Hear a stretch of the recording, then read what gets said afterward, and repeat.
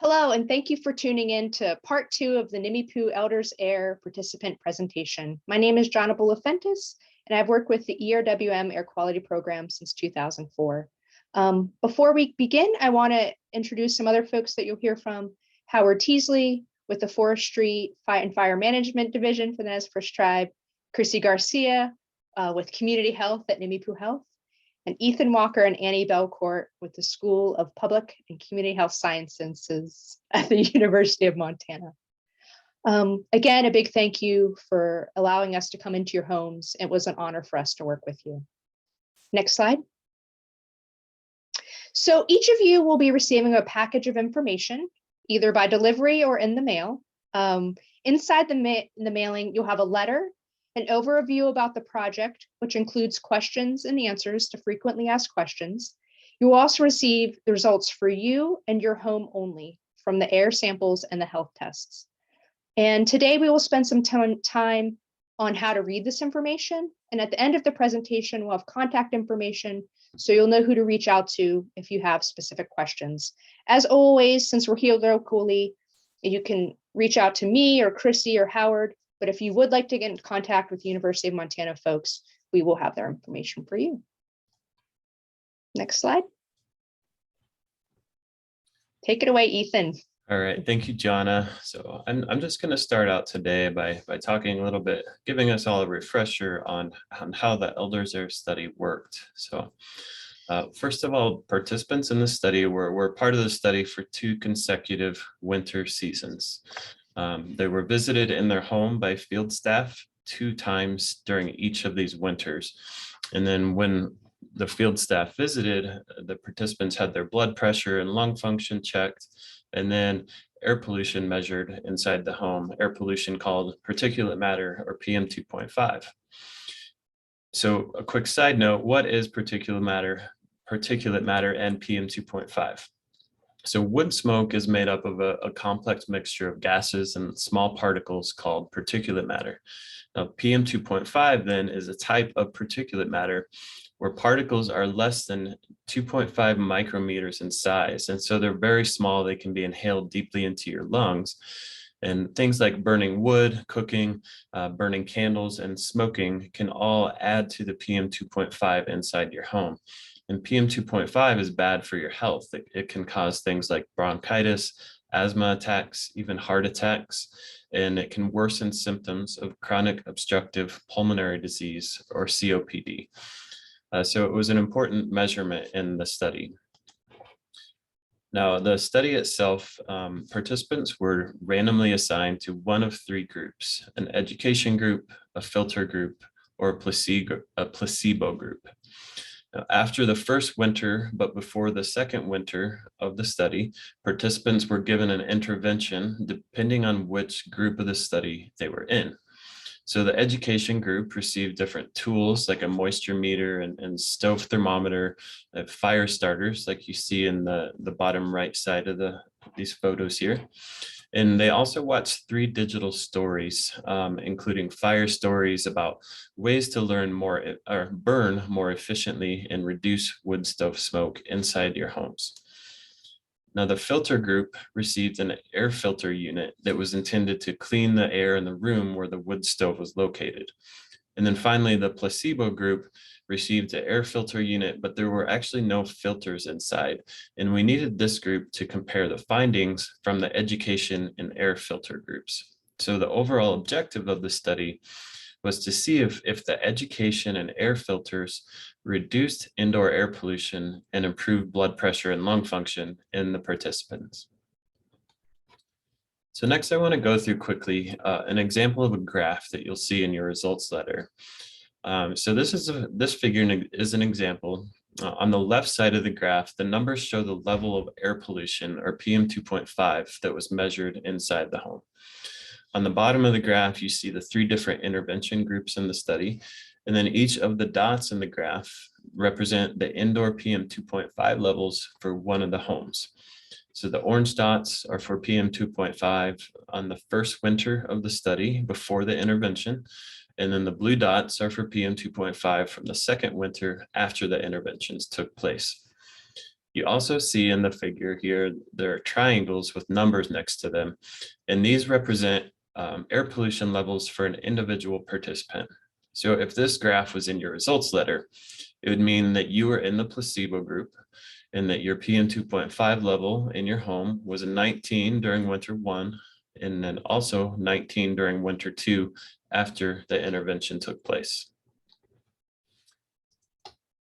So we also did similar figures like this in your results letter that represent the different health outcomes. So they can be read very similarly to the air pollution levels. So you see individual results on the top figure for blood pressure, and then for lung function that was measured during the study.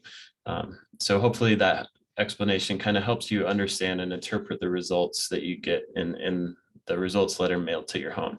So here, Chrissy can also remind us of the health tests we did in the study and who did the health tests, who you can contact as well about getting more information on those.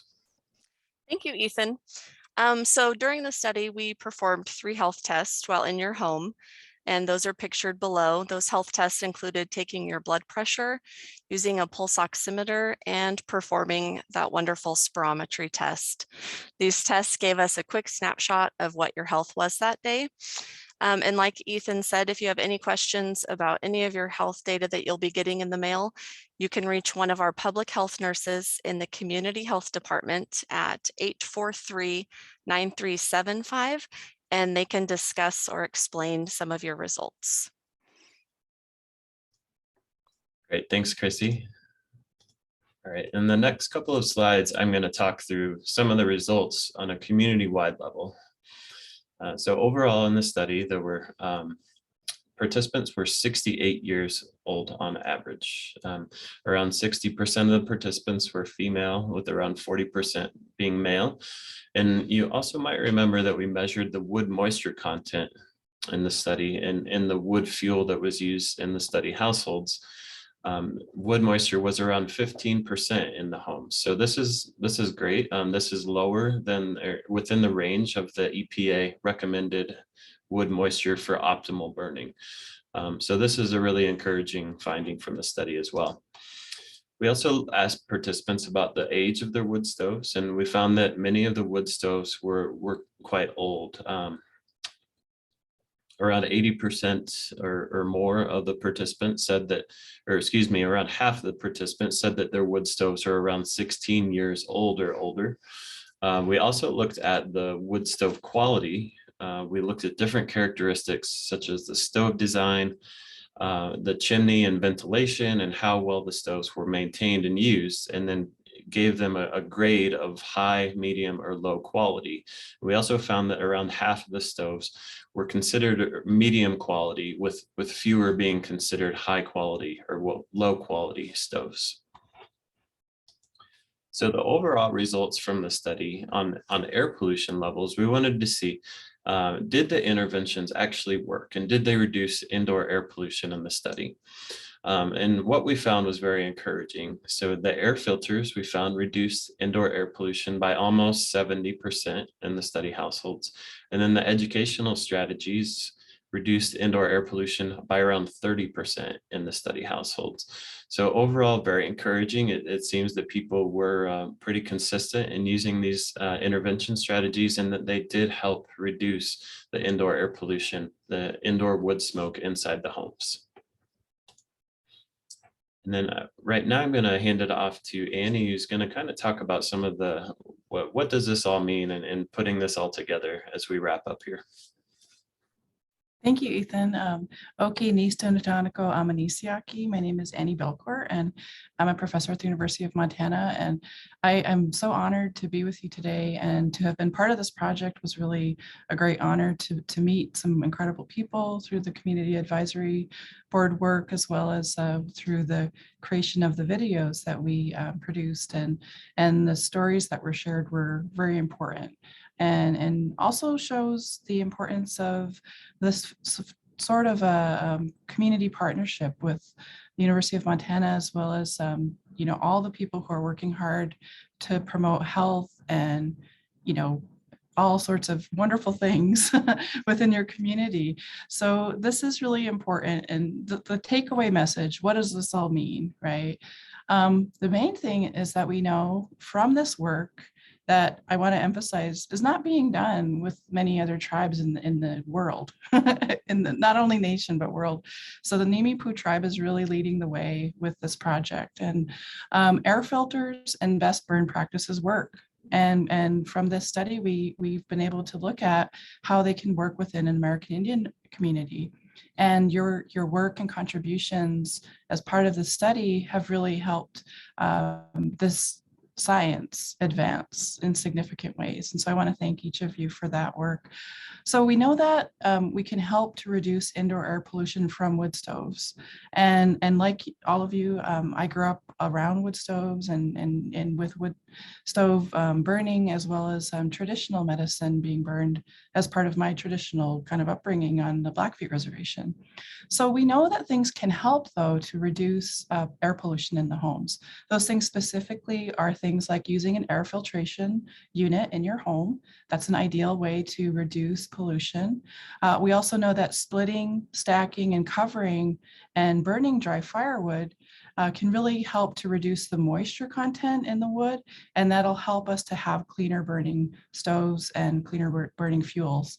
So those things are really helpful, and thanks to Howard's work on this project, finding ways to source that in a time when we're beginning to see the impacts of things like climate change impacting our natural resources is really, an important part of this study, because you are all provided some of those fuels. So another thing that we know is that starting a stove fire with newspaper, dry kindling, or fire starters can be a more efficient way to start the stove, and therefore minimize the amount of time that the door is open and exposing the home to poor, air pollution possibly. The other thing is using a stove thermometer and burning your stove at what we call an optimal range. And we provided some thermometer units to help provide some kind of guidance around that. And then we know that smoldering fires produce more wood. And so the more that we can reduce things like using wet fuel sources or things of that nature, as well as never burning garbage, plastic, or treated wood within our home heating units, can be very helpful and very much reduce our exposures to air pollution. And then finally, yearly maintenance, getting your chimney cleaned, getting your stove inspected, and replacing crumbled or missing stove bricks, gaskets inside the door, broken doors, glass. Those kind of maintenance issues can also help for sure. But really, the entire project is really one that is based on advancing, and sharing tribal knowledge around these ways to reduce air pollution. And so it's important to kind of emphasize the things that Ethan reviewed, that, the project was successful in many ways. And, we know that the type of fuel that we use matters, and that's an important thing to think about next steps, as well as educational tools that incorporate culture and community to help make sure that people can feel that the project is reflective of their lives. And in so many ways, that's important. And then finally, the air filtration unit being something that can really optimize our air quality within our homes, which is so important now and into the future. So thank you. And I will pass it back to Jana. Well, thanks for watching. Thanks for listening to us share and report back to you about our project. Again, it's been a real honor for all of us, and continues to be an honor for us to be able to do this work. And we're here if you have questions. If you get your letter and say, oh, what does this mean? I heard you talk about it, but now I have it and I don't know what I'm looking at. Please reach out to us. We will definitely walk you through it. It's been a long time for some of you to get these results. So you're probably thinking, who are those people and when did I do that? But we haven't forgotten about you, and we do, again, thank you for your time and your experience and everything you've shared with us.